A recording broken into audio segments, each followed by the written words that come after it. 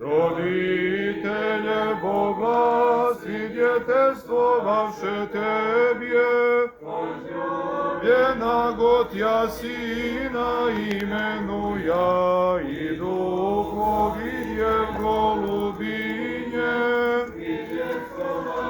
словесе утверждение, являйся, Христе Боже.